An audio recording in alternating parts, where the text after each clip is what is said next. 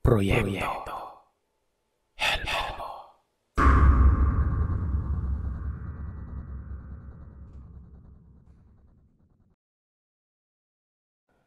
Hello Sir Seth. Magandang araw po sa inyo. At lalo na sa mga tagapakinig ng channel nyo. Ako ulit si Ann, taga Negros Occidental, ang nagpadala ng kwentong pinamagatang Aso sa Palayan. Ito namang kwento na ipapadala ko sa inyo ay karanasan mismo ng aking mama. Noong mga panahon na hindi pa sila nagkakilala ni Papa. Kumbaga, dalaga pa lang po siya nung mangyari ito. Hindi ko nababanggitin ang pangalan o ang totoong pangalan ni Mama dito. Pero tawagin na lamang natin siya sa pangalang Jenna. Ikinuwento ito ni Mama nung narinig niya ang pinadala ko sa inyo na karanasan ko sa mga aswang. At gusto niya din na ibahagi dito sa channel nyo ang naranasan niya. By the way, Sir Seth, si Mama po pala ay nakukitan siya sa inyo kapag nagbibisaya kayo. Nakikinig din kasi siya sa ibang istorya na ibinabahagi ng mga sender nyo. Ilalagay ko na po ito sa point of view ng aking mama. Pasensya na kayo kung medyo mahaba ang intro. Hindi ko man kabisado ang mga petsa o kailan ito nangyari dahil makakalimutin na ako. Simulan na natin ang kwento.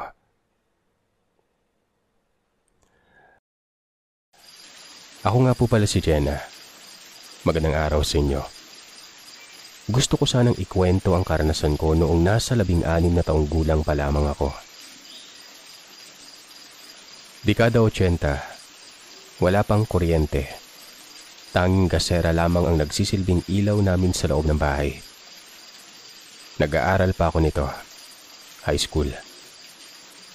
Hindi ko na matandaan kung anong petsa ito nangyari pero tandang-tanda ko pa ang lugar at mukha ng taong umatake sa akin nung gabing papauwi ako. Galing eskwelahan.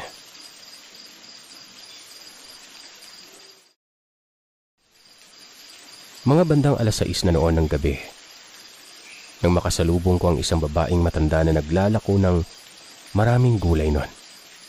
Halo-halo, parang pinakbet.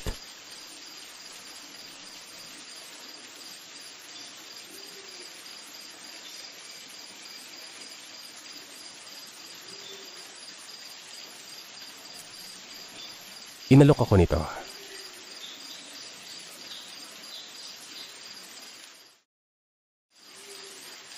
Sinabi ko naman na pasensya na po. Wala na kasi akong pera. Sa susunod na lamang. Agad naman itong sumagot na baka sa susunod sa ibang barangay naman ako maglalako nito, ining. Sabi ko naman, pasensya na po talaga pero wala na talaga akong pera. Umalis naman ito, pero para bang inis na inis nun. Hinayaan ko na lamang yun at nagpatuloy ako sa paglalakad papuntang bahay. Medyo malayo-layo din kasi ang bahay namin sa pinapasukan ko. Siguro lalakarin mo ng nasa 20 hanggat 25 minuto.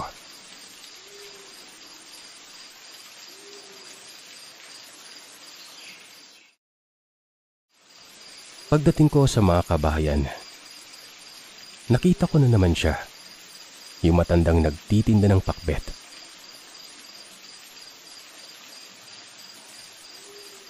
Nahagip ko siya ng paningin ko nun. Bigla itong nagsalita ng,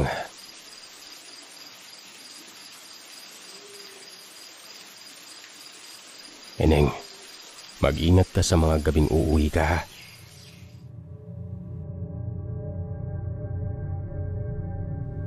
Nang lingunin ko ito ay bigla na lamang itong nawala. Ako naman ay binaliwala ko lamang po yun. Inisip ko na baka gutom lamang yun kaya binilisan ko na lamang ang paglalakad ko para makapagpahinga na kagad ako.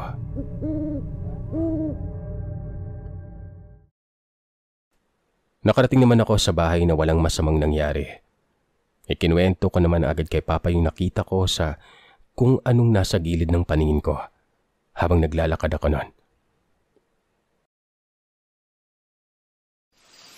Sabi naman ni Papa, baka yung matandang nakita ko ay ang babaeng matanda sa kabilang baryo na bantog sa pagiging aswang. Doon ito bantog sa baryo nila. Kaya ito nagpupunta sa ibang baryo dahil dun sa kanila kasi ay kilala na siya ng mga tao. Baka sa ibang baryo na naman ito nang bubulabog. Simula nung nakwento sa akin ni Papa yon, talagang hindi na ako umuuwi ng gabi, lalo na kapag wala akong sundo. Hindi kagaya sa anak ko na si Ann na umaalis ng mag-isa kahit gabi na. Matatakotin kasi ako nung kapanahunan ko pa, nung wala pa akong asawa at anak.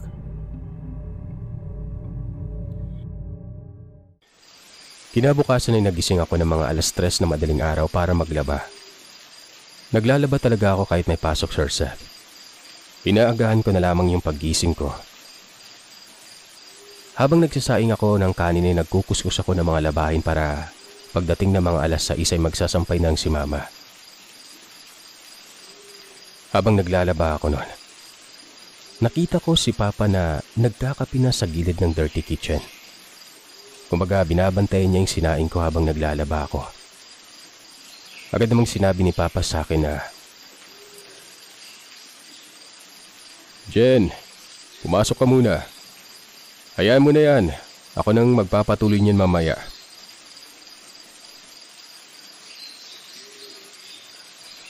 Hindi ko po alam kung bakit ako pinatigil ni Papa sa paglalaba noon. Tinanong ko siya kung bakit. Ang sabi nito, "Nakita ko yung matanda na sabi mo, yung nagtitinda ng pakbet." "Saan pa?" tanong ko. Ang sagot ni Papa sa akin noon, "Nasa puno ng niyog."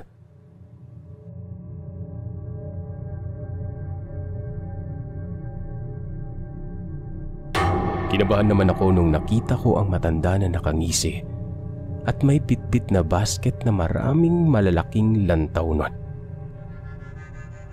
Yung niyog kasi ay kitang-kita ko yun dahil maliwanag ang buwan. Full moon nun. Agad naman akong pumasok at umupo ako sa tabi ni Papa. Sabi ni Papa, "Doon ka muna sa mama mo. Bantayan mo siya." Si Mama kasi tulog pa nun. Agad naman akong pumasok at umupo sa tabi ni Mama.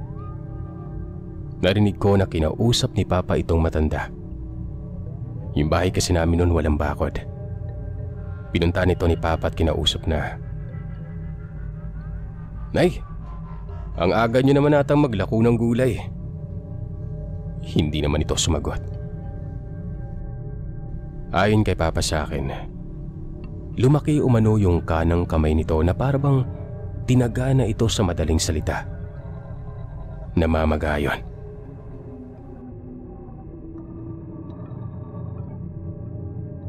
Pagdungaw ko sa bintana, nakita kong papaalis na ang matanda. Malakas pa itong maglakad, kahit na mahigit na sa 6 na po ang edad nito.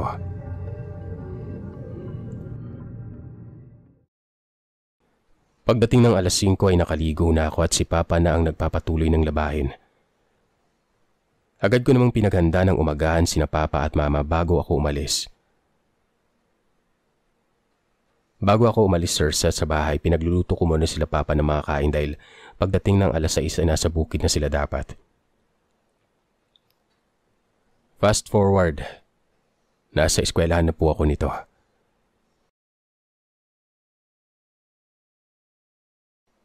Hindi ko alam kung matatakot ba ako o magagalit dahil ang matandang ito ay nakapasok sa loob ng paaralan namin.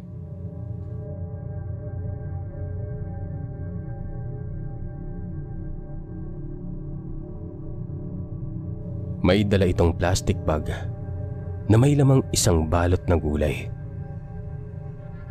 Ibibigay niya umano sa akin ito.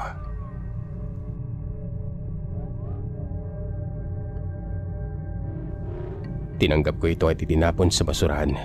pag-alis ng matandang yon. Dahil baka mamaya mayanggaw ako o magkasakit, di ba?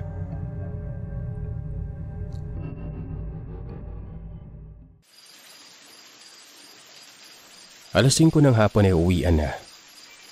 At dahil hindi pa uso yung cellphone ng mga panahon na yon, nagantay ako na susunduin ako ni Papa.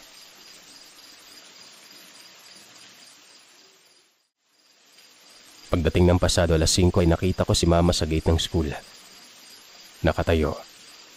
Kinakawayan ako. Agad naman akong lumabas at sumunod kay Mama.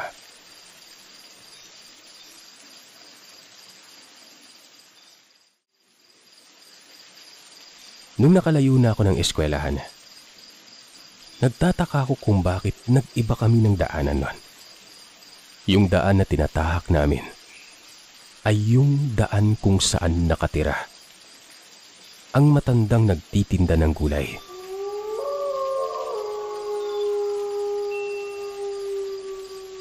Agad ko namang tinanong si Mama na, "Mama, bakit dito tayo dumaan?" Sumagot naman ito na, "May pupuntahan lang ako, anak." Noong mga panahon na yun ay nagduda na talaga ako gawa ng hindi naman umaalis si Mama. Umaalis lamang ito kapag kasama si Papa. At yung damit na suot niya, ni minsan ay hindi ko nakitang isinuot niya yon.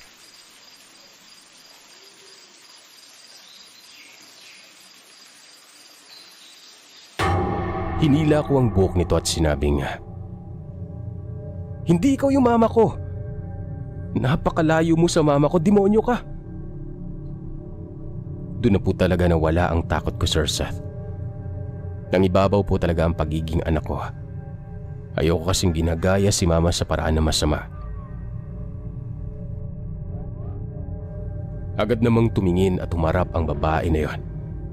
At pagtingin ko sa mukha niya, siya yung matanda na naglalako ng gulay.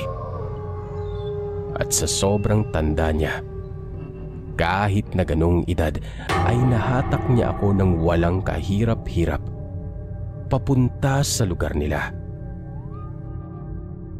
Habang ako ay nagpupumiglas, hanggang sa nabunot ko yung ballpen ko sa bulsa. Mabuti na lang at nailagay ko sa palda ko yon. Isinaksak ko ito sa likod niya ng 3 beses nun. Doon niya ako nabitawan at kumaripas na ako ng takbo pabalik ng eskwelahan.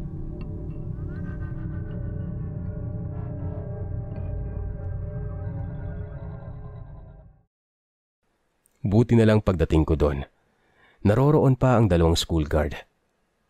Agad ko naman silang sinabihan na kung pwede ay ihatid nila ako sa bahay. Nagpasalamat ako sa mga gwardya na yun dahil hinatid nila ako kahit paggabi na. Pinadalan ko na lamang sila ng mga prutas na na-harvest nila Papa sa bukid noon. Fast forward, ito na yung huling parte. Ang pinakamalala sa lahat.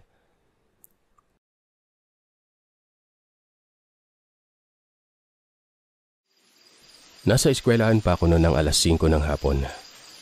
Nakaupo ako sa kantin sa labas ng school habang naghihintay kay Papa na sunduin ako.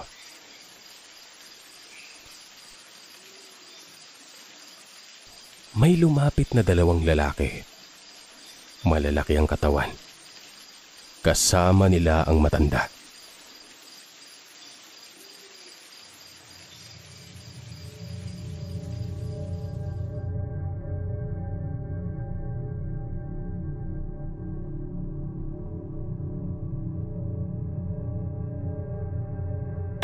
Binuhat nila ako ng walang kahirap-hirap.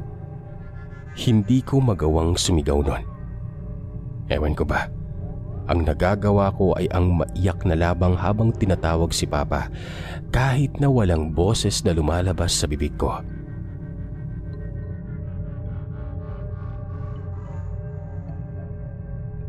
Tuluyan nila akong nadala sa barangay nila. Napakarami nilang nag-aabang, Sir Seth. Merong nakasilip sa bintana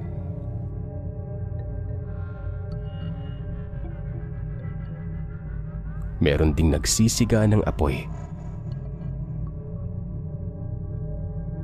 Meron ding naglalagay ng mga malalaking kalan sa labas ng bahay nila. Umiyak na ako ng umiyak.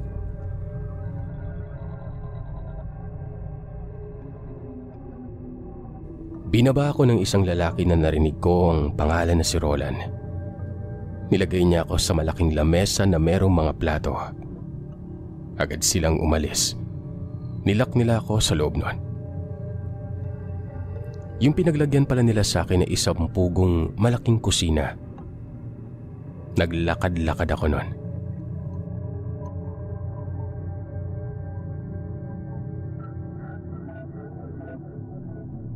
Sa paglalakad-lakad ko ay may nakita kong bata na nakasilip sa pinto ng mga matatanda na nag-uusap-usap sa labas ng kusina.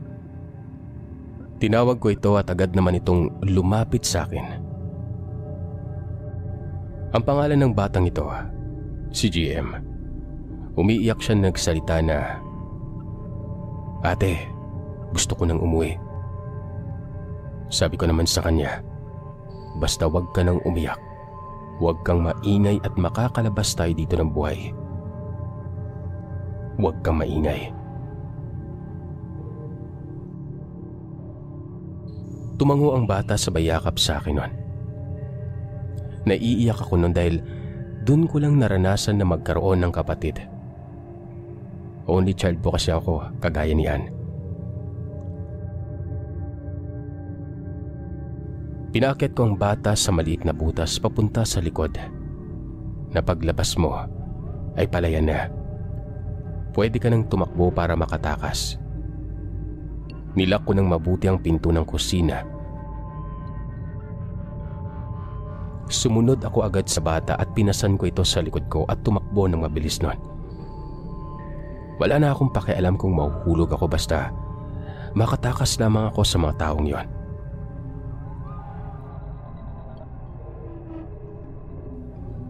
Iniwan ko ang uniforme ko sa loob ng kusina. Dahil kung sakaling totoo man ang paniniwala ko sa mga aswang, maiiwan ng amoy ko na parang naroroon pa rin ako. Hanggang sa makarating kami sa barangay na malapit na sa amin. Hindi ko na iniwan ng bata. Sinama ko na lamang ito sa bahay. Pagdating namin sa bahay ay alas 10 na noon ng gabi. Sina Papa ay naghahanap na sa akin na pabalik-balik sa school. Si Mama naman ay umiiyak at sinisisi si Papa kung bakit hindi ako sinundo kaagad. Magang-magana ang mga mata ni Mama nang makita ko siya pagkarating namin sa bahay. Halos masara na ang mga mata niya sa kakaiyak nun. Agad ko namang niyakap si Mama at sinabi ang nangyari sa akin. Nagtanong naman si Papa kung sino ang kasama ko. Sabi ko ay siya yung bata na nakakulong din sa bahay ng mga aswang. Agad namang nagkwento ang bata na ilang araw na umano siyang naroroon. Ang mga magulang niya ay hindi na nakabalik pa sa kanya simula nung kinuha ito sa loob ng kusina. Siguro, baka nabiktima na ng mga nilalang na yun ang kanyang mga magulang. Naiyak ako doon. Sinabi ko kay Mama na ampunin na lamang ito para may kapatid na ako. Inampun naman namin yon.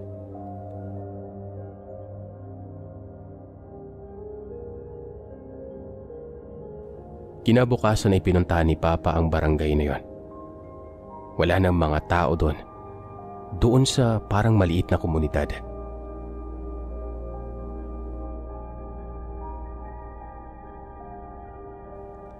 At ngayon, Sir Seth, ang kapatid ko na ito ay meron na itong anak na 3 na puro babae.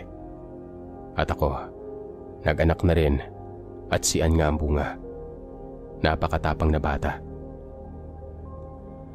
Hanggang dito na lamang po at hindi man nakakatakot ang kwento ko, pero sana mag-iingat tayo sa mga taong sinasamahan natin o nakakasalamuha.